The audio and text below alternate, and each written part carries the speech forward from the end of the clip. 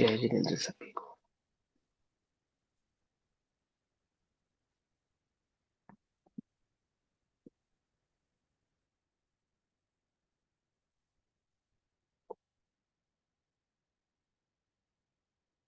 नमो हरिहन्तानं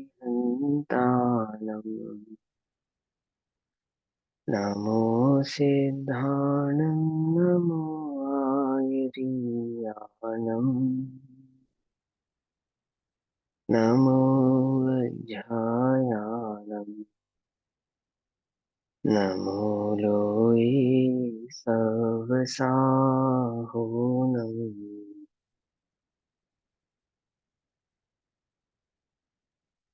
मङ्गलं भगवान् विष्णु मङ्गलं गौतमो गणी मङ्गलं कुन्दकुन्दाद्यो जैनधर्मोऽस्तु मङ्गलम् सर्वमङ्गलमाङ्गल्यं सर्वकल्याणकारकम् प्रधानां सर्वधर्माणां जैनं जयतु सानम्।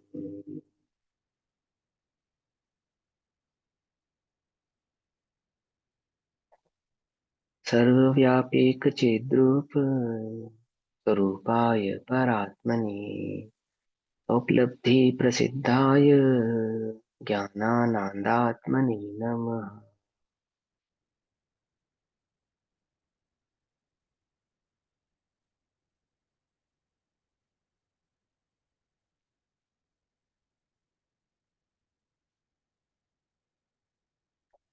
हमारी दोपहरकालीन कक्षा का विषय चल रहा है श्री प्रवचन सारजी प्रमागम। प्रवचन सारजी का स्वाध्याय सभी आचार्य अमृतचंद्र देव द्वारा रचित तत्व प्रतिपिका तथा आचार्य जयसेन देव द्वारा रचित तात्पर्य वृत्ति टीका के आधार से कर रहे हैं।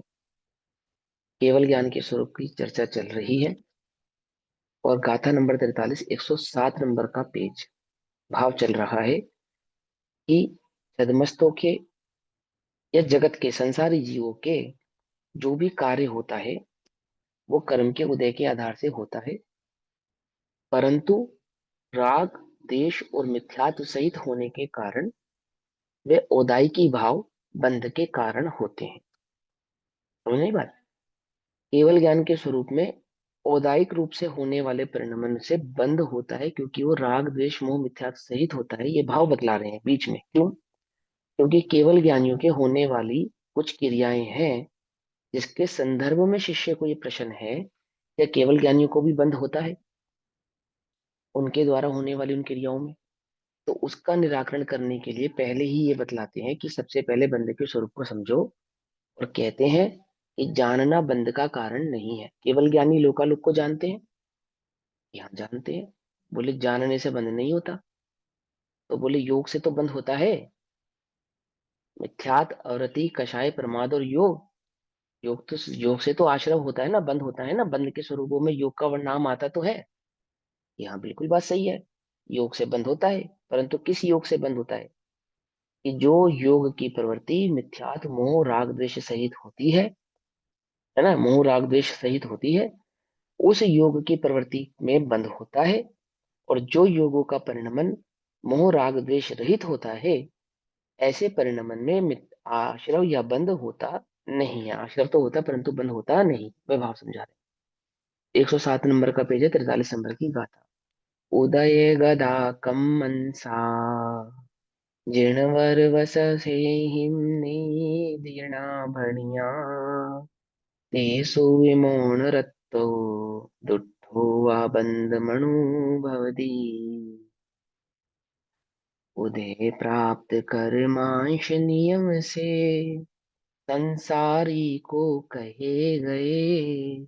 कर्म का उदय संसारी जीव को निरंतर रहता है, परंतु मोही रागी द्वेषी होकर जीव बंध को अनुभवते अर्थात अनुभव को प्राप्त होते हैं। तो इस संदर्भ में आचार्य जयसेन देव क्या कहते हैं वो 108 नंबर पेज पर तात्पर्य वृत्ति टीका के आधार से हम समझेंगे। क्या तात्पर्य है आचार्य कुंद देव के कथन का, और क्या तात्पर्य है आचार्य अमरचंद्र देव का। जो आचार्य अमरचंद्र देव ने और आचार्य कुंद देव ने ये गाथा और टीका कही, उसका भाव क्या है, वे क्या कहना चाहते हैं। वे कहना चाहते हैं कि अब अनंत पदार्थों के जानन रूप परिणमन में भी ज्ञान बंध का कारण नहीं होता। समझ में आया? हमने क्या कहा कि जिनको ज्ञेयार्थ परिणमन है उनको केवल ज्ञान नहीं होता। तो क्वेश्चन क्या उठा कि अनंत ज्ञेयों को जानने वालों को तो कितना बंद होता होगा, उनको केवल ज्ञान कैसे हो गया। हम्म कि भैया, ज्ञेयार्थ परिणमन अर्थात पर को जानना नहीं। ज्ञेयार्थ परिणमन अर्थात पर को जानने में जो मोह राग द्वेष की बुद्धि है, सदमस्त जीव के पर को जानना अर्थात उपयोग का पर में जाना, वो बिना मोह राग द्वेष के होता नहीं है। और केवलियों के ये बात बिल्कुल विपरीत है कि वहां मोह राग द्वेष नहीं होने पर भी ज्ञान की ऐसी सहज सामर्थ्य है कि वहां समस्त लोकालोक जानने में आता है। और वो जो समस्त लोकालोक ज्ञान के जानने में आया, उसे ज्ञेयार्थ परिणमन नहीं कहते। क्या कहा? छद्मस्त का उपयोग, अर्थात छद्मस्त के ज्ञान में जो प्रभाव जानने में आते हैं, उसको तो ज्ञेयार्थ परिणमन कहा। लेकिन केवल ज्ञानियों के जो प्रभाव जानने में आया, उसको ज्ञेयार्थ परिणमन नहीं कहते हैं। बोले क्यों? बोले ज्ञेयार्थ परिणमन अर्थात जो मिथ्यात्व अथवा राग द्वेष सहित हो, ऐसा जानना, ज्ञान का ऐसा जानना जिसमें मोह राग द्वेष का परिणाम हो। और छद्मस्त जीवों के वो पर भाव उपयोग का विषय, ज्ञानोपयोग का विषय पर द्रव्य बिना मोह राग द्वेष परिणाम के बनता नहीं है। आती है बात समझ में? है ना? तो ये भाव यहाँ पर समझाते हैं। और यही कारण है, इसमें एक विशेषता और समझो कि जब ज्ञात परिणमन की चर्चा की तो मिथ्या दृष्टि की अपेक्षा से ही की गई है, सम्यक दृष्टियों की अपेक्षा से नहीं की। या सम्यक दृष्टि की अपेक्षा से भी जो की गई है, तो वहां पे दो ही भेद रखे। जैसे वर्णी जी ने, सहजानंद वर्णी जी ने तीन भेद किए, एक मिथ्या दृष्टि का और दो सम्यक दृष्टियों के। है ना? मिथ्या दृष्टि का पहले से तीसरे गुण स्थान तक रखा, फिर सम्यक दृष्टि का छठे गुण स्थान से 10वें गुण स्थान तक रखा और 11वें 12वें गुण स्थान का, ऐसे तीन भेद करे। लेकिन अगर आचार्य अमरचंद्र देव की बात कहें या आचार्य कुंद देव, टीकाकार आचार्य जयसेन देव की बात कहें, तो वहां पे सिर्फ दो ही भेद उन्होंने रखे। कौन कौन से दो भेद ज्ञात परिणमन के? एक रखा जो उपयोग की प्रवृत्ति ज्ञेयों को जान रही है, और एक वो प्रवृत्ति जो ज्ञेयों को नहीं जान रही, यानी एक शुद्धोपयोग स्वरूप और एक शुद्धोपयोग स्वरूप नहीं होने वाला परिणाम, चाहे मिथ्या दृष्टि का हो चाहे सम्यक दृष्टि का हो, दोनों को एक कैटेगरी में रख लिया। क्या कहा कि कोई भी जीव किसी भी छद्मस के ज्ञान का विषय जो पर पदार्थ बनेगा, वो या तो मिथ्यात या तो राग द्वेष का परिणमन बिना नहीं होगा। जैसे छठे गुण स्थान में मुनिराजों की भी बनता है, तो बोले वहां राग द्वेष यानी कि राग का परिणाम मुख्य रहता है। चौथे पांचवें गुण स्थानों में राग और द्वेष दोनों परिणाम रहते हैं, और पहले से तीसरे गुण स्थानों में मिथ्यात्व का परिणाम मुख्य रहता है। लेकिन जो शुद्धोपयोग का काल है, यानी कि सातवें गुण स्थान से ऊपर का जो समय है, तो सातवें गुण स्थान के जो ऊपर के गुण स्थान है, वहां पर ये तो जानने में नहीं आते। समझना ध्यान से, क्योंकि उपयोग वहां पे जो प्रवृत्ति कर रहा है ना, वो पर ये को जानने रूप नहीं कर रहा है। और ऐसा यदि वे अंतर मुहूर्त रहे, यदि वो ऐसा अंतर मुहूर्त रहे, तो केवल ज्ञान को प्रकट कर लेता है। ये बात समझे ना वहां पर? ज्ञान, सहजानंद वर्णी जी ने उसके ज्ञात परिणमन के जो तीन भेद करे, वो कर्णन योग की अपेक्षा से तारतम्यता से करे। कर्णन योग की अपेक्षा मतलब जहां जैसी स्थिति है, वहां वैसी स्थिति को वैसा का वैसा ही कहा। और अध्यात्म में क्या होता है कि वहां गौण करके कहते हैं बात को, वहां आत्मा की अनुभवता या सम्यक दर्शन की मुख्यता से चर्चा होती है। और यहाँ प्रवचन सार जी में ज्ञात परिणमन की जो मुख्यता कही है, वो मिथ्यात्व, राग और द्वेष की मुख्यता से कही है, जानने की मुख्यता से नहीं कही। बात पकड़ में आ रही है नहीं आ रही है ना?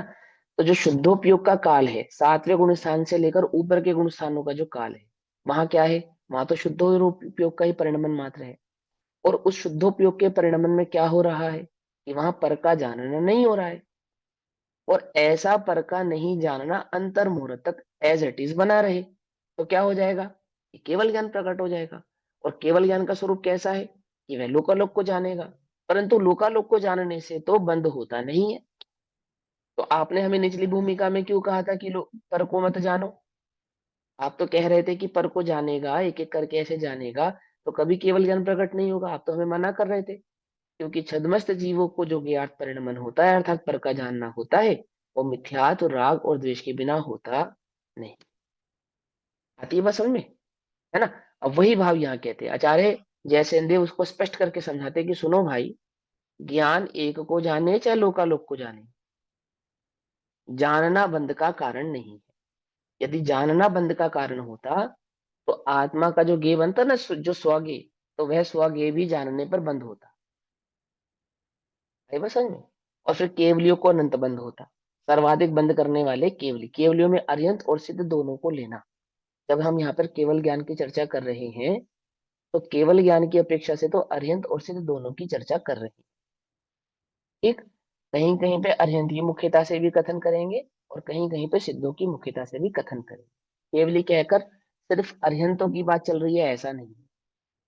तो भी अरिहंतों की मुख्यता इसलिए कर रहे हैं क्योंकि अरिहंत सधे देह सहित हैं और हम भी देह सहित हैं, तो हमें वो बात समझानी है ना, स्पष्ट करके समझानी है। इसीलिए कथन में अरिहंत भगवान की मुख्यता को रखा है। पकड़ में ही बात नहीं? पकड़ में, क्योंकि वे सशरीरी है और हम भी सशरीरी हैं, और सिद्ध भगवान अशरीरी है।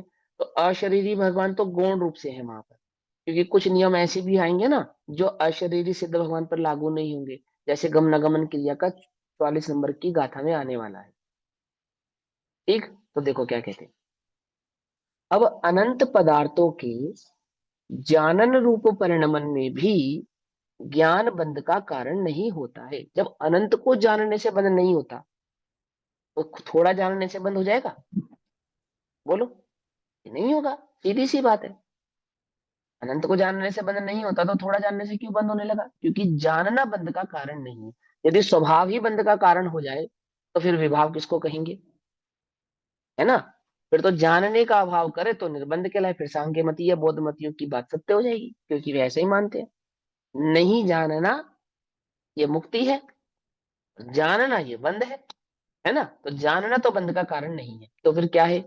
और रागादि रहित, रागादि रहित, मोह राग द्वेष रहित कर्म का उदय भी बंध का कारण नहीं होता है, ऐसा निश्चय करते। तो कर्म का बंध कैसे होता है? जानने से बंध नहीं होता और उदय से भी बंध की प्राप्ति होती नहीं है। कर्म के उदय के कारण भी बंधन का प्राप्त नहीं है, तो फिर बंध किससे होता है? तात्पर्य वृत्ति, उदय गदा कम्मम सजिणवर सहेहिम नियदिणा भणिया, अर्थात उदयगत या उदय को प्राप्त ज्ञानावरणादि, ज्ञानावरणादि अर्थात ज्ञानावरण, दर्शनावरण, अंतराय, मोहिनीय, नाम, गोत्र आदि समस्त आठों कर्म, ज्ञानावरणादि मूल प्रकृति, आठों मूल प्रकृति तथा उत्तर प्रकृति 148 कर्म प्रकृति, एक प्रकृति भेद वाले, भेद वाले माने, भेद वाले माने किसके भेद की बात कर रहे हैं? देखो सुन, प्रकृति भेद वाले क्रमांश अर्थात जो जो आठ इनके कर्म, उत्तर भेद है। हाँ जो 8 कर्मों के भेद है, और 8 कर्मों में जो 148 कर्मियों कर्म प्रकृतियों का भेद है। कुछ बंध ज्ञानावरणीय संबंधी है, कुछ बंध दर्शनावरणीय संबंधी है, कुछ बंध अंतराय संबंधी है ना? ऐसे अन्य अन्य संबंधों में अन्य अन्य प्रकार का बंध हो रहा है या नहीं हो रहा है? हो रहा है ना? तो इसको कहा भेदांश, भेद, भेद कर्मांश, जिनेन्द्र भगवंतों द्वारा नियति रूप स्वभाव से कहे गए हैं। नियति स्वरूप स्वभाव से कहे गए अर्थात उनका नियत स्वभाव समझाया गया है। भैया उनका जीव वास्तविक, विपाकी और पुद्गल विपाकी वो भी भेद करेंगे क्या? जैसे प्रकृतियां जीव विपाकी पुद्गल विपाकी अलग अलग होती है ना? देखो जीव विपाक की प्रकृति और पुद्गल विपाक की प्रकृति वास्तव में तो सारी पुद्गल विपाकी ही है,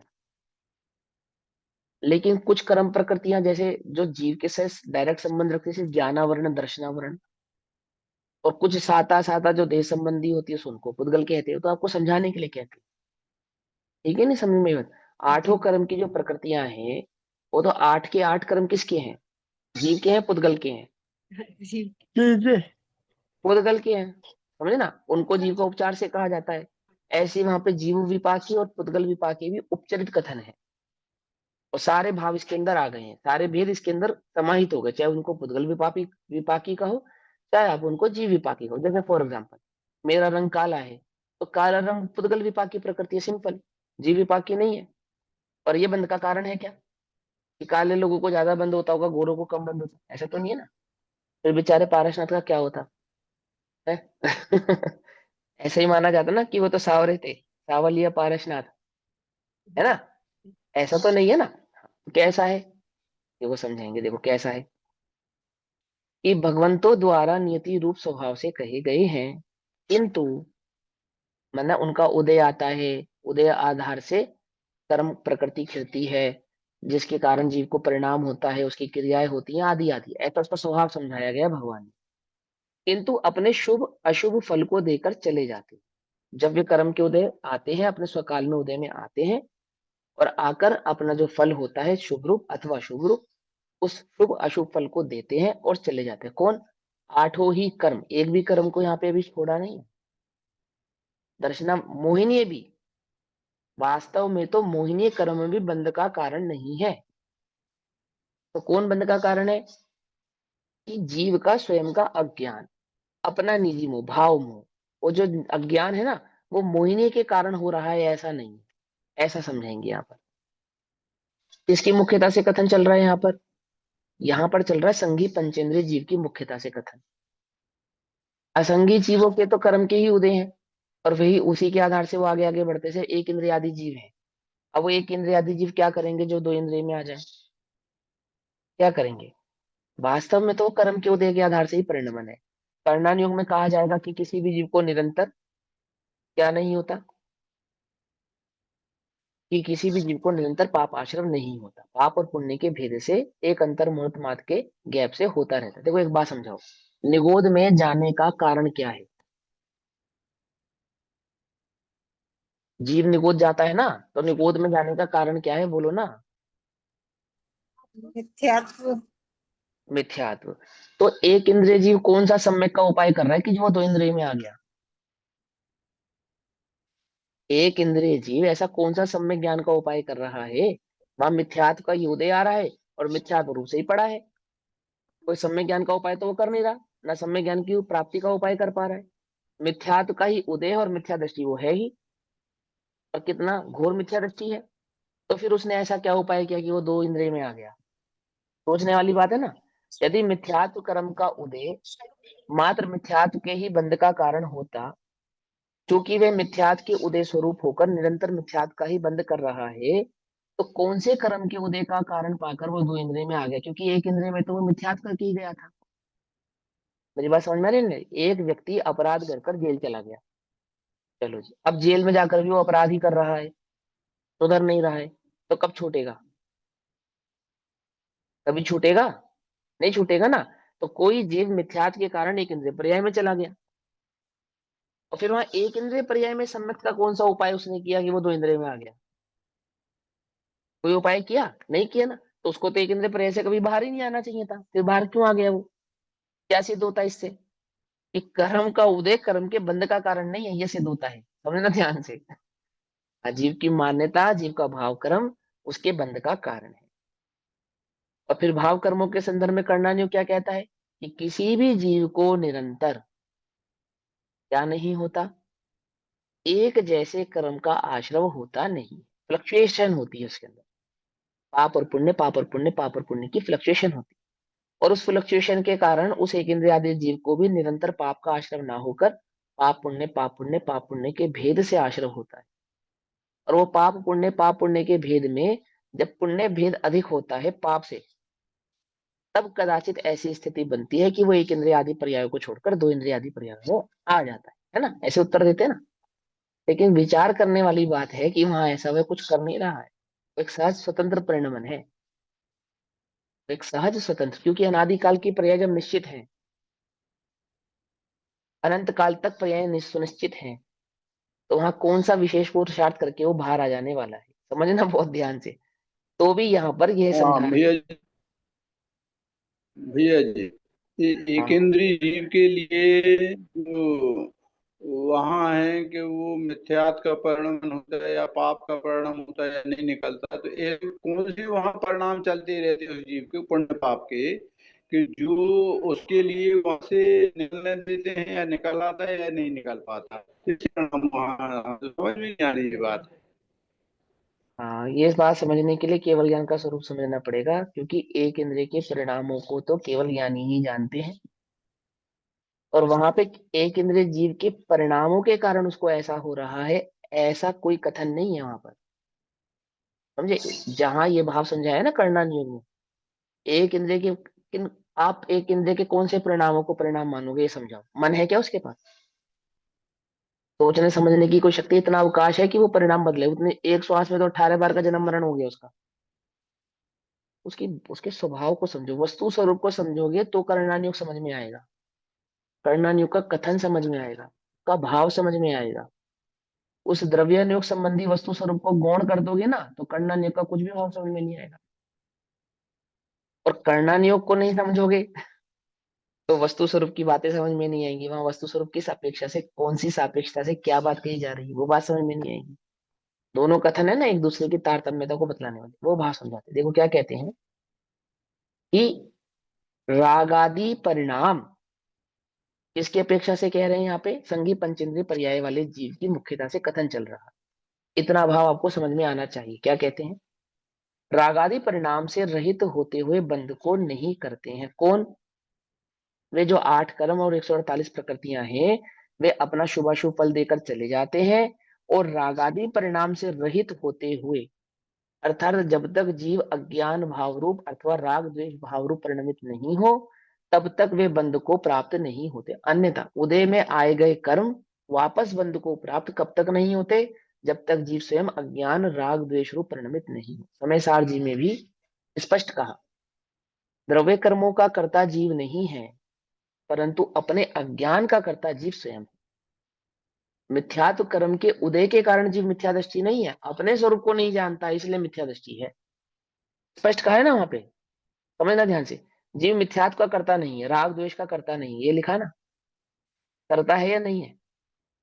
कि हाँ, पौद्गलिक कर्म के उदय के निमित्त से होने वाला जो राग द्वेष का उदय है, उस उदय भाव का करता जीव नहीं है, परंतु अपने अज्ञान का करता, अपने अस्थिर परिणाम का करता तो जीव स्वयं ही है ना, ऐसा कहा।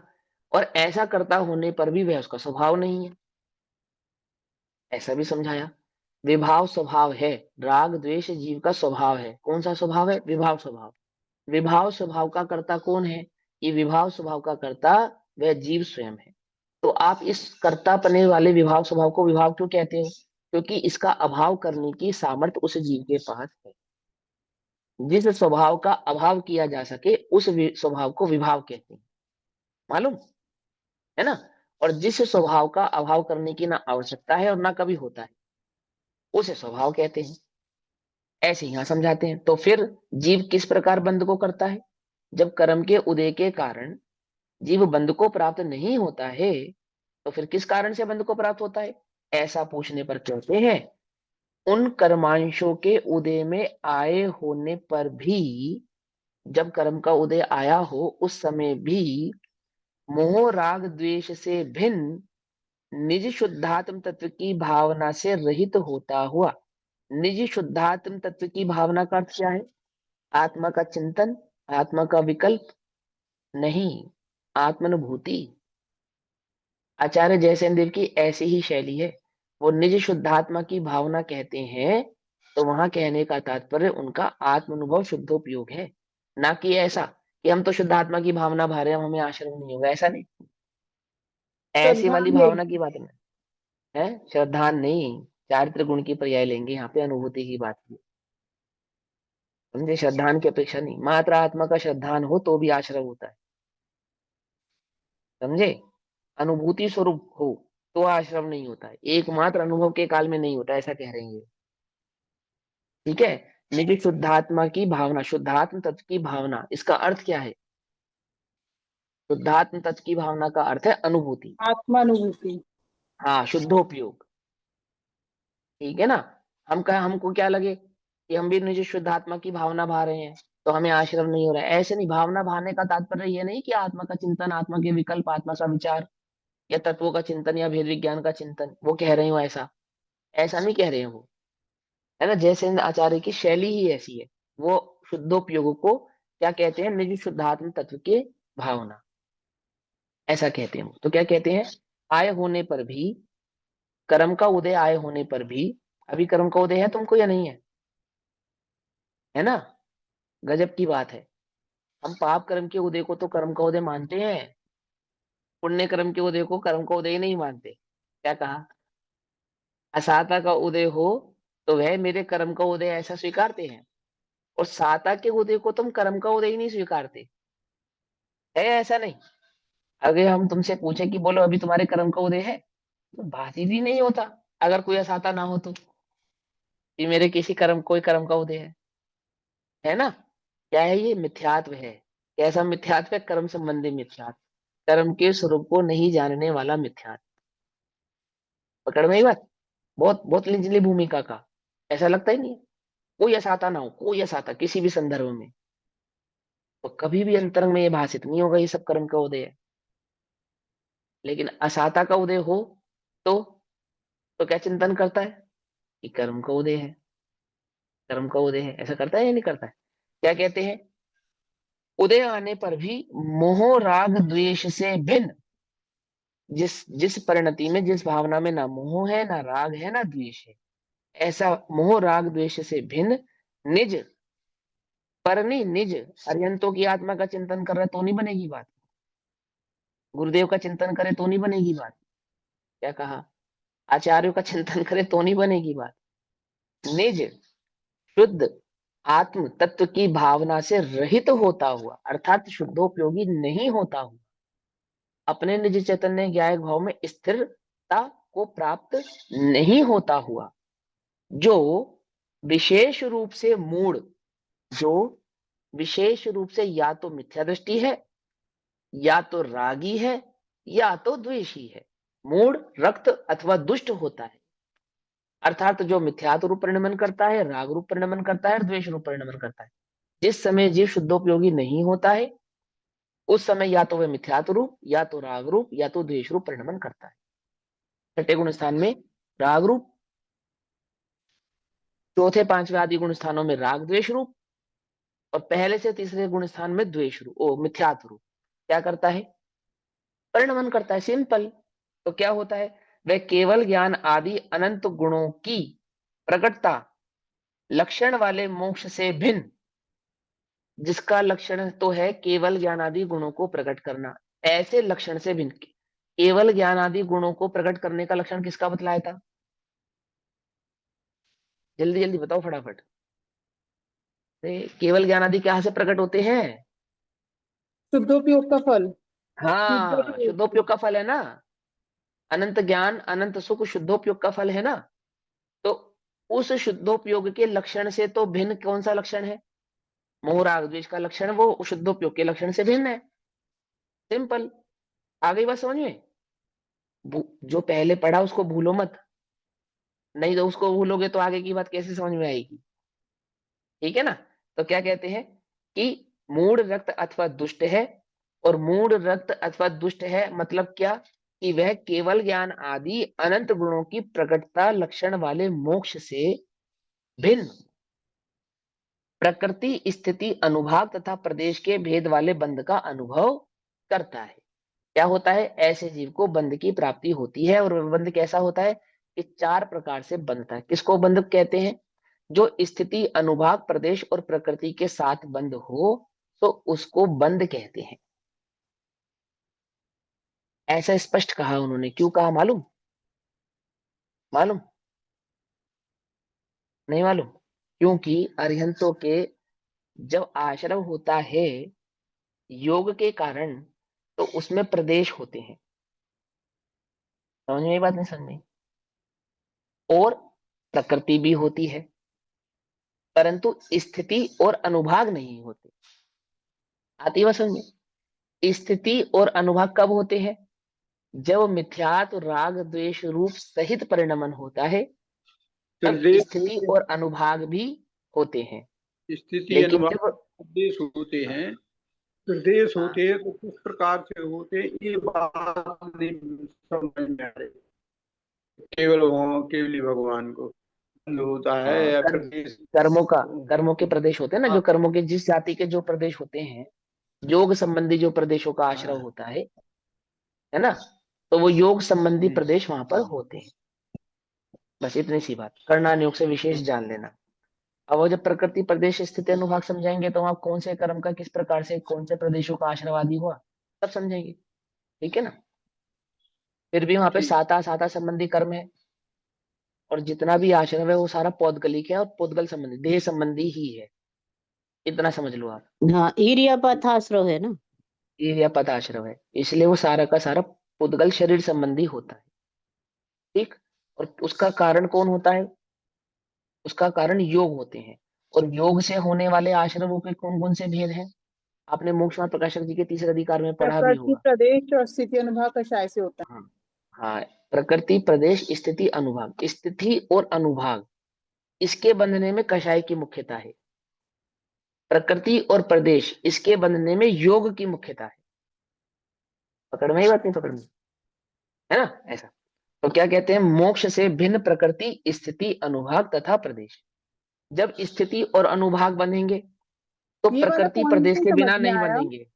जब आपने बोला ना कि अरिहंत भगवान के प्रदेश होते हैं वहां हाँ, पर, तो आश्रम ये होगा, जब जो आश्रम होगा वो प्रकृति प्रदेश वाला होगा, हाँ, ये कहा। हाँ, फिर ये समझ में नहीं आया पॉइंट। हाँ, नहीं समझ में आया। अभी समझा देंगे, कोई बात नहीं। प्रकृति प्रदेश स्थिति अनुभाग नहीं पढ़े, ये तो क्लियर उनका है, स्वरूप नहीं प्रकृति पढ़ा। प्रदेश स्थिति अनुभाग तो तो क्लियर फिर है, लेकिन जो आपने बोला तो ना कि फिर अरिहंत भगवान के प्रदेश वहां होते हैं। अरियंत भगवान के प्रदेश नहीं, अरियंत भगवान को जो आश्रय होता है उस आश्रय में प्रकृति प्रदेश होता है, स्थिति अनुभाग नहीं होता है, ये कहा। समझ में आई बात, है ना। देखो सुनो, स्थिति अनुभाग का जब भी आश्रम होगा तो प्रकृति प्रदेश का होगा ही होगा। पकड़ में आती बात। लेकिन प्रकृति और प्रदेश के आश्रम होने में स्थिति अनुभाग के होने की अनिवार्यता नहीं है, ऐसा उन कर्मों का स्वरूप है। अब जब कर्म सिद्धांत पढ़ाएंगे तो वहां पे इस बात को विशेषतः समझाएंगे। अभी जो मूल मूल बात है वो मैंने आपको बता दी। ठीक। तो यहाँ पे क्या कहते हैं कि प्रकृति स्थिति अनुभाग और प्रदेश के भेद वाले बंध का अनुभव करता है कौन? वह जो मिथ्यात्व मोह राग द्वेष रूप परिणमित होता है। और क्या लक्षण है उसका? कि वो शुद्ध उपयोग रूप परिणमित नहीं हो रहा है। यही उसका लक्षण है कि वो मिथ्यात्व मोह राग द्वेष रूप परिणमित हो रहा है। और मिथ्यात्व मोह राग द्वेष रूप परिणमित हो रहा है, वो प्रकृति प्रदेश स्थिति अनुभाग स्वरूप बंध को प्राप्त हो रहा है। क्या सिद्ध करना चाहते हैं? कि जानना बंध का कारण नहीं है एक, और अनंत भगवान अनंत भावों को जानते हैं इसलिए बंध को प्राप्त नहीं होते हैं दो। और मिथ्यात्व मोह या मोह राग द्वेष ही बंध का कारण है एक, और अरहंत भगवान के या यूं कहो केवलियों के मोह राग द्वेष नहीं है इसलिए उनके बंध भी नहीं है, ऐसा। और निचली भूमिका वाले जीव भी जो शुद्धोपयोगी हैं उनके बंध नहीं है, और जो शुद्धोपयोगी नहीं है उस काल में वे बंध स्वरूप ही है, ऐसा। इतनी बात समझ में आ गई। अब क्या कहते हैं? इससे सिद्ध है, इस सारे भावों से क्या सिद्ध होता है? इससे यह सिद्ध होता है कि यह जो ज्ञान है यह बंध का कारण नहीं होता है। जानने से किसी जीव को बंध होता हो हम ऐसा नहीं कह रहे हैं। जब हम निचली भूमिका वाले जीव को ज्ञात परिणमन की मना कर रहे हैं, अथवा ऐसा कह रहे हैं कि एक एक करके पदार्थों को जानने से केवल ज्ञान प्रकट नहीं होगा, तो हम तुमसे ऐसा नहीं कह रहे हैं कि तुम्हें जानने के कारण बंद होगा या तुम जानने के कारण संसार अवस्था को प्राप्त हुए हो। हम तो तुमसे ऐसा कह रहे हैं कि वह जो बंद है वो मिथ्यात्व राग द्वेष के कारण होता है, और निचली भूमिका वालों को जो ज्ञात परिणमन होता है वो बिना मोह राग द्वेष के होता नहीं है, ऐसा कह रहे हैं। कर्मोदय भी बंध का कारण नहीं होता है कि कोई जीव उदय के कारण बंध को प्राप्त होता हो, तो ऐसा भी नहीं। यदि उदय बंध को प्राप्त होने का कारण होता तो यह जीव कभी भी कर्म की संतति का अभाव कर ही नहीं सकता था, कभी भी कर्म को अभाव को प्राप्त नहीं होता, क्योंकि संसार अवस्था में एक समय भी ऐसा नहीं है जब जीव कर्म के उदय को प्राप्त नहीं है। और कर्म के उदय को प्राप्त होने से कर्म बंध का कारण होता, तो बताओ कर्म की इस भाव से कभी बाहर कैसे निकलता? कभी भी नहीं निकल पाता। किंतु रागादि बंध का कारण है, ये हम तुमसे कहना चाहते हैं। आती है बात समझ में? क्या बंध का कारण है? रागादि बंध का कारण है। ऐसा। अब 109 नंबर पेज पर इतना भाव समझाने के पश्चात 44 नंबर की गाथा में आचार्य देव हमसे कहना चाहते हैं कि सुनो, ये वस्तु स्वरूप यदि तुम्हें समझ में आया हो, ये जानना बंध का कारण नहीं है, उदय बंध का कारण नहीं है, और हम तुम्हें ज्ञात परिणमन करने से मना करते हैं, तो हम तुमसे यह भी कहते हैं कि सुनो, अब केवली भगवान की क्रिया भी क्रियाफल बंध को उत्पन्न नहीं करती, ऐसा तुमको उपदेश करते कि तुम्हारी क्रिया भी बंध का कारण नहीं है और अरिहंतों की क्रिया भी बंध का कारण नहीं। या यूं समझो कि क्रिया के कारण तो अरिहंतों को भी बंध नहीं होता, तुमको भी नहीं होता, और तुम हमें क्रिया का निषेध करते हो। तो क्यों करते हो? जब क्रिया बंध का कारण नहीं है तो तुम हमें क्रिया का निषेध क्यों करते हो? जब पर को जानना बंध का कारण नहीं है तो तुम हमें पर को जानने का निषेध क्यों करते हो? है ना प्रश्न? तो पहले भूमिका क्या बनाई? भैया तुम्हें जो होने वाली क्रिया है और तुम्हें होने वाला जो ज्ञात परिणमन है, बंध तो तुम्हें भी उस क्रिया और ज्ञात परिणमन के कारण नहीं, उस क्रिया और उस ज्ञात परिणमन में जो निहित मोह राग द्वेष है उसके कारण है। और इसके विपरीत अरिहंतों के जानना तो समस्त लोकालोक का है, और इर्यपथिक आश्रव की अपेक्षा से कदाचित आश्रव तुमसे अधिक है। परंतु मोह राग द्वेष नहीं है ना, इसीलिए वे बंध को प्राप्त होते नहीं है। तो ये छल तुम ग्रहण नहीं करना। क्या क्या छल ग्रहण मत करना कि उनकी भी क्रिया बंध का कारण नहीं है तो मेरी भी क्रिया बंध का कारण नहीं है। बात तो सच्ची है, तो भी हम तुम्हें क्रिया का निषेध करते हैं। उनका जानना बंध का कारण नहीं है तो तेरा भी जानना बंध का कारण नहीं है। बात तो सच्ची है, तो भी हम तुझे परकोय जानने का निषेध करते हैं। आती है बात समझ में? है? क्या कहते हैं? अब केवली भगवान की क्रिया भी क्रियाफल अर्थात उनका उदय का परिणमन वह बंध को उत्पन्न नहीं करती, ऐसा उपदेश देते। तो क्या कहते हैं? नाण निसेज विहारा है। ठाण ठाण माने खड़ा होना।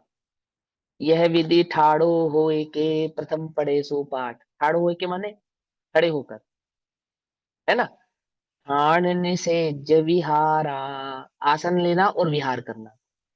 धम्मोपदेशो यण्य दयो तेंसी, और जो धर्म आदि का उपदेश है। अरहंताणम कालई मायाचारव इत्थीणम। अब इसमें एक बात समझाइए, इन्होंने आचार्य कुंद कुंद देव ने इसके अंदर एक उदाहरण दिया स्त्रियों के मायाचार का। ठीक है ना? हाँ, जो फेमिनिस्ट लोग होते हैं ना, उनको बड़ा इसका वो रहता है कि भैया स्त्रियों को मायाचारी कह रहे हैं। तो गुरुदेव के टाइम पे भी ऐसा हुआ था, बहुत धूमधाम हुई थी इस बात पे। स्त्रियों को मायाचारी कहते, स्त्रियों को मायाचारी कहते। एक स्वभाव समझाया है उसमें, है ना? किसी स्त्री की बुराई नहीं करी, तुम स्त्री हो पुरुष हो, है? आत्मा हो स्त्री हो के मत सुनना। सुनना ध्यान से क्या कहते हैं। अरिहंत धर्म उपदेश करे, या अरिहंत भगवान धर्म का उपदेश करे, या बैठे उठे विहार करे, बैठते हैं उठते हैं और विहार करते हैं। मायाचरण यथा नारी को, ये सब उन्हें सहज होते। क्या मतलब? एक उदाहरण है कि जैसे जगत में स्त्रियों को मायाचारी करने के लिए बहुत विशेष उपयोग नहीं लगाना पड़ता, ऐसी सहजता से उनको हो जाती है। कदाचित ऐसा ही उनका स्वभाव है बस, कि उनको हो जाती है। उनको मायाचारी करने के लिए बहुत ज्यादा उपयोग लगाने की आवश्यकता नहीं है। झूठ बोलने की, या किसी बात को छुपाना हो, या कोई बात इस तरह की प्रस्तुत करनी हो, तो बहुत बुद्धि लगानी पड़े। सभी के साथ ऐसा होता है ऐसा नहीं, बहुलताया अधिकतर स्त्रियों में ऐसा गुण पाया जाता है, सभी स्त्रियों में नहीं, अधिकांश स्त्रियों में ऐसा गुण पाया जाता है कि उन्हें कोई बात छुपानी हो, बदलनी हो, यानी मायाचार का जो प्रसंग हो उसको करने के लिए बहुत विकल्प और बुद्धि लगाने की आवश्यकता नहीं है। वो सहजता से ही उनको हो जाती है, एकदम सहज ही हो जाती है। ऐसे ही अरिहंतों के जो उठना बैठना बोलना आदि होता है, चलना आदि होता है, तो वह उसमें कोई उपयोग लगाते हो ऐसा नहीं है, वो सहज ही उनके परिणमन हो जाता है। अब ये उदाहरण है, छद्मस को देना था भैया, तो उन्हें एक उदाहरण किस रूप दे दिया। हाँ गुरु बोलो। जी ने यहाँ पे ना स्त्रियों की मायाचारी का वर्णन ऐसे किया था कि जो सहज ही स्त्रियों में वर्तता है ना, उपयोग की, अपने कपड़े व्यवस्थित रखना, ऐसे हम्म, बैठना, ऐसे उठना, वो स्त्रियों की मायाचारी कही जाती है। गुरु जी ने अब ऐसे कुछ भी, बताया। कोई बात नहीं, लेकिन मायाचार्य का जो प्रसंग जो आचार्य ने कहा है हम तो वही बतला रहे हैं ना, वो ठीक है, उन्होंने आपको समझाने के लिए कह दिया। देखो, मैं एक बात बोलूं, ये फेमिनिज्म का जमाना है ना, फेमिनिज्म का जमाना माने कि स्त्रियों का जमाना है, तो कोई डरने वाली कोई बात थोड़ी है इस बात को कहने में कि हम उसको उस पर लीपा पोती करें कि वो उनका वो साड़ी से बचाना आदि करना ये उनकी सच पर, इसको मायाचारी कहते हैं क्या? जी इसको नहीं कहते मायाचारी का, हैं। मायाचारी का सीधा सीधा मायाचारी से स्वरूप तो है। जी स्त्री हाँ पर्याय बोलिए। मिली है, कम मायाचारी से और अधिक मायाचारी से स्त्रियां, जिसमें क्या सत्य को हाँ सत्य स्वीकार करेंगे तब बचेंगे उससे हम अपने हाँ हाँ, परिणाम। सुनो सुनो, मायाचारी का सीधा सीधा मतलब ये होता है कि मन में कुछ है, वचन में कुछ है, काया में कुछ है, उसका मतलब मायाचारी होता है। सीधी बात ये है, समझ में आई बात? भाई साहब, यहाँ सहजता लिखी है, मन हम्म, में कुछ वचन कुछ, ये सहजता से नहीं होता, वो तो जानबूझ के करी जाती। और जब हाँ मायाचारी सहजता लिखी है तो सहजता में ही आता कि स्त्री की पर्याय ऐसी है कि सहजता में ढांकती है, कोई भी आ जाए तो अगल करती है, अपने हिसाब से अपनी व्यवस्थित हाँ। होती है, ये मायाचारी, ये सहजता को ये होती ये मा, है। जबकि अन्यथा भगवान इसको, की अरे सहजता में सुनो चल भैया, रहा है। सुनो भैया, सुनो, सुनो भाई सुनो, हमने सुन लिया आपकी बात। अब यहाँ पे मुझे स्त्रियों को डिफेंड ही नहीं करना, क्योंकि मैं यहाँ पे डिफेंड पुरुषों को ही नहीं कर रहा, तो स्त्रियों को क्यों करूंगा? समझे या नहीं समझे? नहीं, बिल्कुल सही है भैया, ये तो परिणाम की बात है ये आपका तो। पोज हो गया, इंटरनेट प्रॉब्लम है क्या? वो की नजरों में, किनकी नजरों में? जो सहज बात है उसको स्वीकार नहीं करते उनकी नजरों में, बस सिंपल सी बात है। आपकी कट रही मायाचारी है का आवाज। मतलब ये नहीं है पल्लू से बचाना आदि करना ये सब करना। हाँ कोई बात नहीं, थोड़ा नेटवर्क इशू होगा। तो वहां थोड़ा मायाचारी कहने का तात्पर्य ऐसा नहीं है। मायाचारी माने मायाचारी, मायाचारी माने क्या? मन में कुछ, वचन में कुछ, काया में कुछ, इसी को मायाचारी कहते हैं, और किसी चीज को मायाचारी नहीं कहते। ऐसी अपनी रक्षा करना, मायाचारी भैया जी पुरुषों अपने में भी शील की पाई रक्षा जाती, करना। हाँ पुरुषों में बहुत एक पाई म्यूट जाती कर है। लीजिए। हाँ स्त्रियों जयती। में तो वो दिखाई हाँ देती तो है, इसलिए इनको कहा जाता है। मायाचारी तो पुरुषों में बहुत देखो है। मुझे मालूम है, हाँ होती है। 8 स्त्री अब 8 देखो हम पुरुष, 8 में बोले, तो सबके भाव मिलेंगे ना, फिर पुरुष भी स्त्री बन हाँ जाएगा, उसमें हाँ, क्या। आंटी प्लीज म्यूट कर लीजिए एक बार ये प्लीज। भाई देखो आप सबसे रिक्वेस्ट है कि आप सब अपने म्यूट रखो, गाथा का जो भाव चल रहा है वो रह जाएगा, है ना? ना हमें स्त्रियों से द्वेष है, ना पुरुषों से राग, सीधी सी बात है ना। क्योंकि हमें ना पुरुष बनना, ना स्त्री बनना, ना नपुंसक बनना, हमें तो भैया इस देह का अभाव करके मोक्ष जाना है। यहाँ जो बात है वो बात जैसी है वैसी की वैसी कही जाएगी और वही कही जा रही है। तुम अपने मन में कोई ये भाव मत रखना, इस शील की रक्षा के लिए जो कार्य किए जाएं उसे मायाचारी कहते हैं, ऐसा नहीं है। अपने पल्लू से अपने को ढकना ही तो शील की रक्षा है, इसको मायाचारी कहोगे क्या आप? कैसी बेकार की बात करते हो? पर्याय का विवेक है भैया, ये तो हाँ पर्याय पर्याय का का विवेक है वो विवेक है। तो, उसको कैसे आप मायाचारी कह दोगे? वो मायाचारी नहीं है ना? ये अपनी अपनी रक्षा करना या अपने शील की रक्षा करना या पर्याय संबंधी अपने भाव की रक्षा करना, इसका नाम मायाचारी। मायाचारी किसका नाम है? मायाचारी नाम है मन में कुछ, वचन में कुछ, काया में कुछ। किसके होती है? चारों ही गतियों के जीवों के होती है। सभी मिथ्या दृष्टि और निचली भूमिका वाले सम्यक दृष्टियों की भी होती है। पंचम गुण स्थान तक पाई जाती है। पंचम क्या, छठे सातवें में भी पाई जाती है, मुख्यता से, उजागर की अपेक्षा से। स्त्रियों में ही मात्र होती है ऐसा नहीं है, बहुलताया स्त्रियों में पाई जाती है। बस इतनी सी बात है, वो सत्य समझ बात में को बात? नहीं स्वीकार कर रहा, यही मायाचारी है। अरे भैया, वो क्लास अब म्यूट रखना मेरे अपना, बस यहाँ सभी पे बीच म्यूट में नहीं कर दो बोलना। सबको। हाँ हाँ, ये बोलना नहीं अब बीच में, ठीक है ना? ऐसे नहीं वो सत्य स्वीकार नहीं कर रहे, नहीं करने, बात यह है कि वो स्वरूप जो चल रहा है उसकी बात चल रही है, बस उतना समझो। इतना विचार करके उदाहरण नहीं दिया, उनका तो उपयोग शुद्धोपयोग समझाने में है।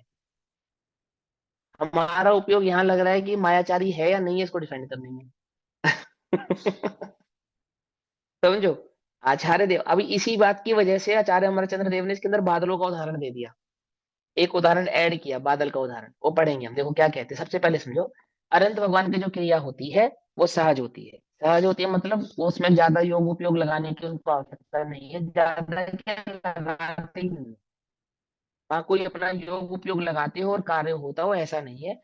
वो सहज, जैसे हवा चलती है, बादल पानी उठाते हैं और मैदानी क्षेत्रों में ले जाकर या पहाड़ी क्षेत्रों में ले जाकर बरस जाते हैं, तो वह सब कार्य कैसा है, प्रकृति में सहज ही है। हवा के निमित्त से बादल का इधर से उधर होना, पानी आदि के क्षेत्रों में जाकर बादल का पानी को उठाना और कहीं जाकर बरस जाना। इसके लिए बादल क्या नहीं करते, योग उपयोग नहीं लगाते कि कहाँ मुझे जाना है, कहाँ से पानी उठाना है, कहाँ मुझे बरसना है। ऐसा सोच विचार कर प्लानिंग करके काम नहीं करते हैं। क्या है कि वो सहज ही परिणमन है। ऐसे ही अरिहंतों के होने वाली जो औदाई की क्रियाएं हैं, अर्थात मन वचन काया की जो क्रियाएं हैं, वो कैसी हैं, वो सहज हैं। उन क्रियाओं को होने में उन्हें ज्यादा योग उपयोग लगाना पड़ता नहीं है। ये तो हमारी वाणी का भेद है कि ज्यादा हम कह रहे हैं, ज्यादा योग उपयोग।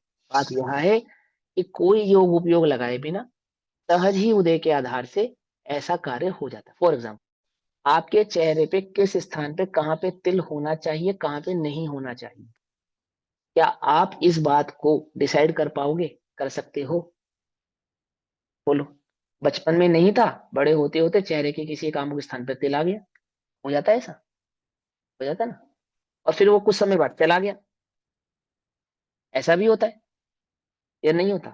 सहज ही शरीर का रंग किसी किसी अवस्थाओं में बदल जाता है, काले से गोरा, गोरे से सांवला, ऐसा हो जाता है।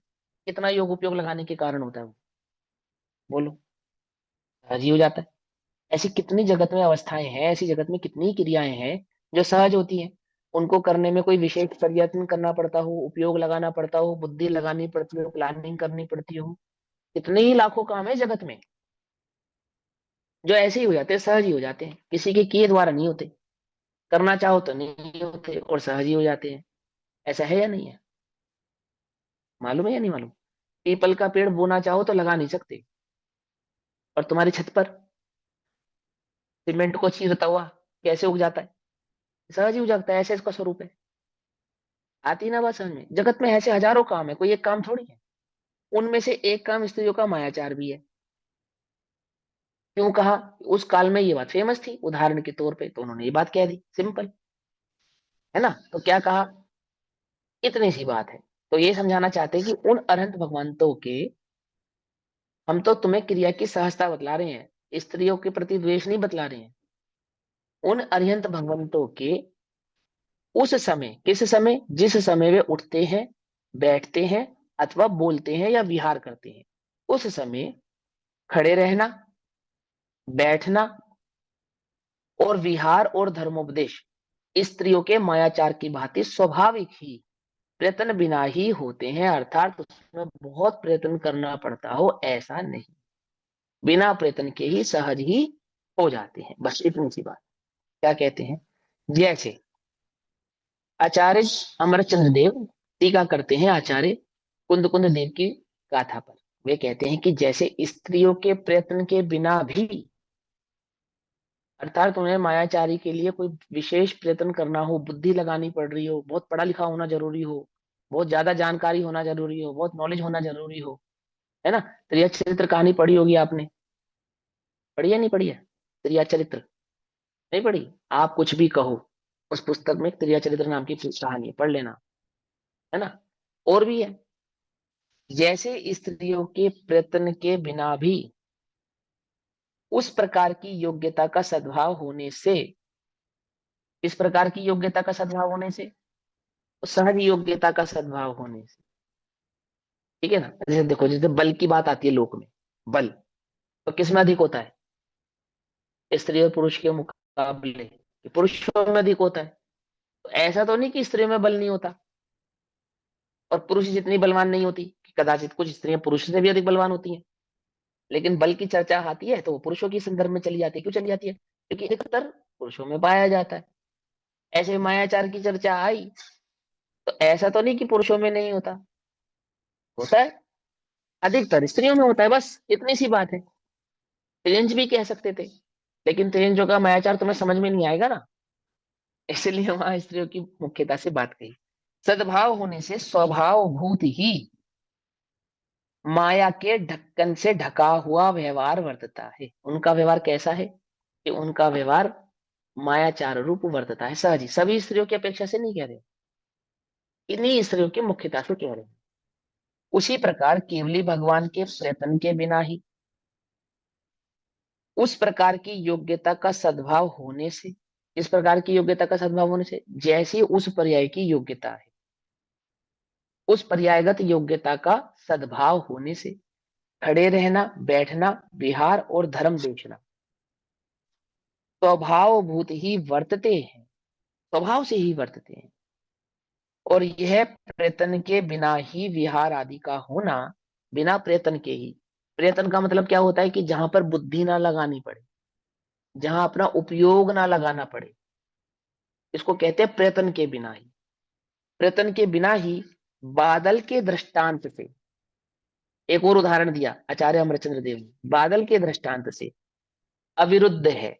आप इसको बादल के दृष्टांत से भी समझ सकते हैं, ऐसा कहा है ना। आचार्य अमरचंद्र देव के सामने भी ऐसे लोग बैठे होंगे ना तो उन्होंने कहा कि तुम स्त्री की मायाचारी वाली बात छोड़ो, तुम बादल के दृष्टांत से समझ लो कि वहां पे भी ऐसा होता है। क्या होता है?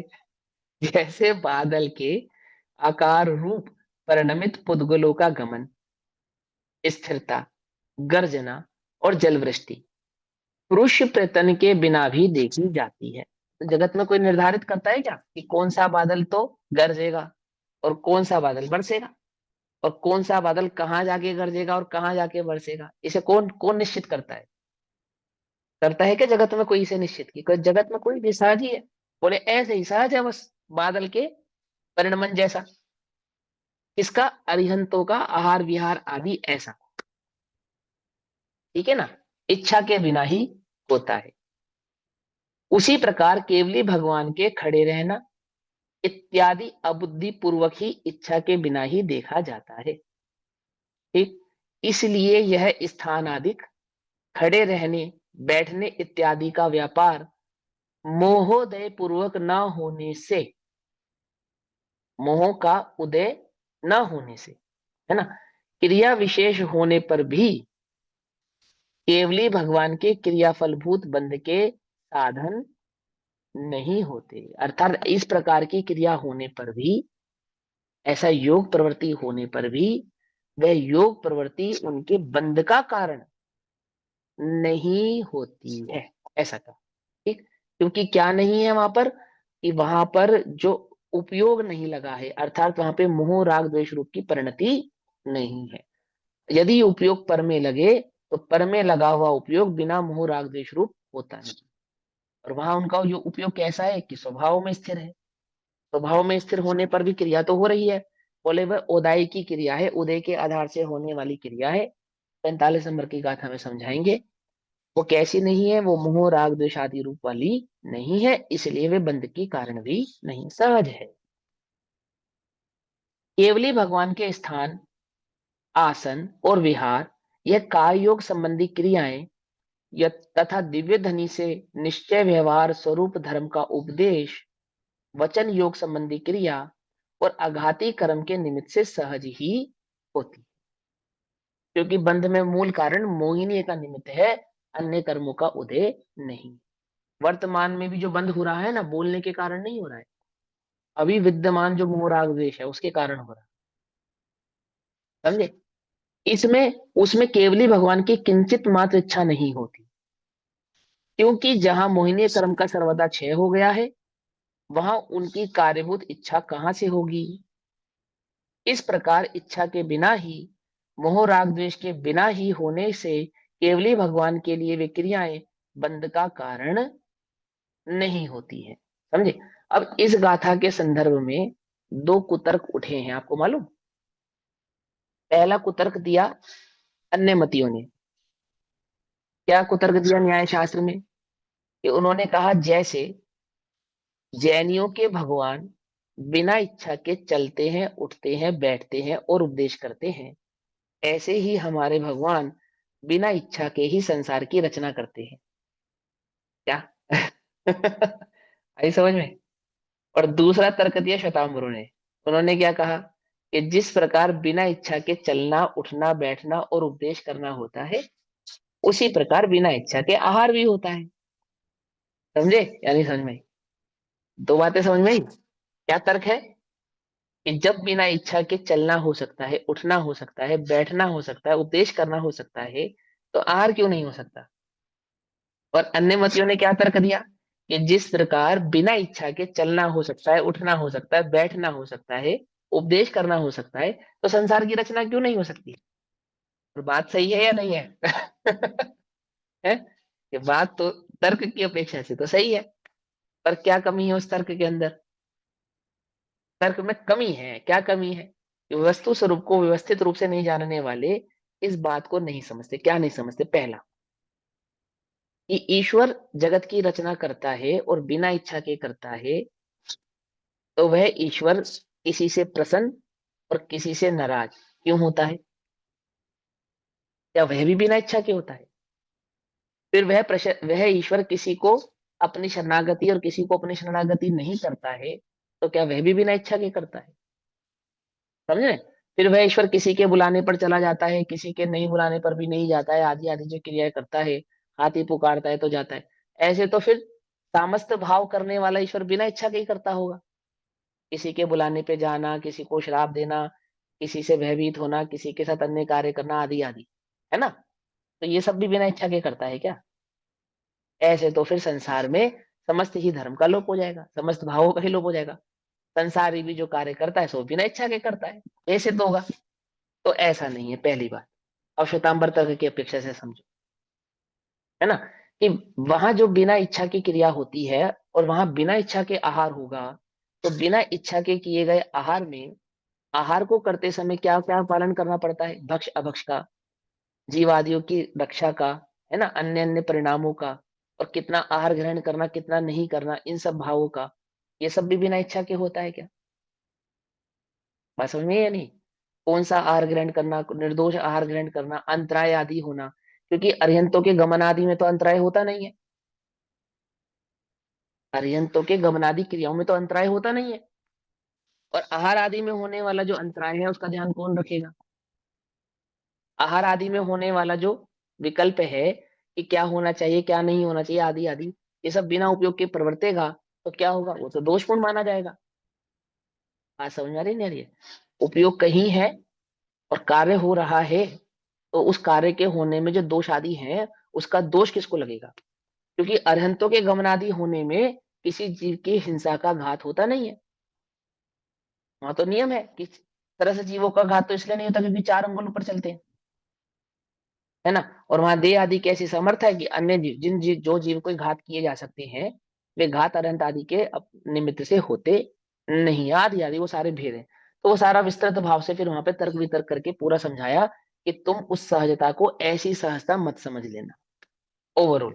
ठीक है ना? कहीं पढ़ने में आएगी तो मैंने वो जिक्र भी यहाँ पर कर दिया। मूल बात क्या कही कि अरहंतों के होने वाला जो उपदेश है, अरहंतों के होने वाला जो उठना बैठना और गमन आदि भाव, वे कैसे हैं? वे सहज प्रवृत्ति रूप है।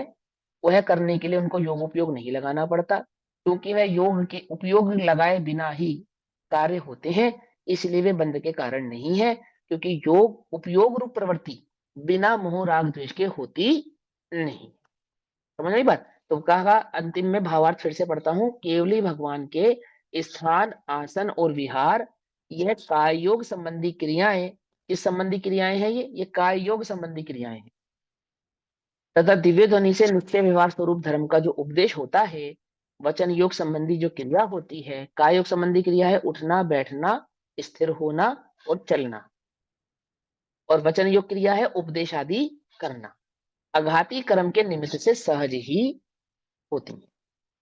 उसमें केवली भगवान की किंचित मात्र इच्छा नहीं होती, क्योंकि जहां मोहिनीय कर्म का सर्वथा क्षय हो गया है, वहां उनकी कार्यभूत इच्छा कहां से होगी? ठीक, इसलिए इस प्रकार इच्छा के बिना ही, मोह राग द्वेष के बिना ही होने से केवली भगवान के लिए वे क्रियाएं बंध का कारण नहीं होती। समझ बात? वे बंध का कारण नहीं होती।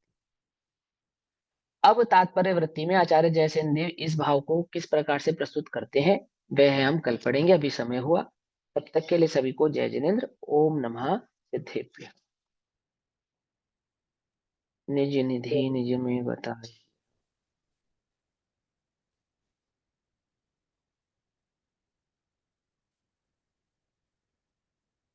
निर्वाणी स्तुति जिसने तैयार किया, गरिमा ने बोलो। करी है। करो दीदी, बोलो। वीर हिमाचल, वीर हिमाचल तेने कसी गुरु गौतम की मुख कुंड धरी है। मोह महात्म वेद चली जग की जड़ता तप दूर करी है। ज्ञान पयो निधि माहिरली बहु भंग तरंग निसो उछरी है। काशुचि शारद गंग नदी प्रति मैं अंजलि कर शीश नमी है। या जग मंदिर में आनी बार अज्ञान अंधेर छयो अति भारी। श्री जिन की धुनि दीप शिखा सम जो नहीं होते प्रकाशन हारी। तो किस भांति पदारथ भांति कहाँ रहते रहते अविकारी। या या विधि विधि संत संत कहे धन्य धन्य है धन्य है जिन जिन बड़े उपकार। बड़े उपकारी।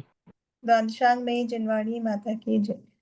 नमो अरंतारम नमो सिद्धारम नमो आयरियाणम नमो वज्रायाणम नमो लोये सब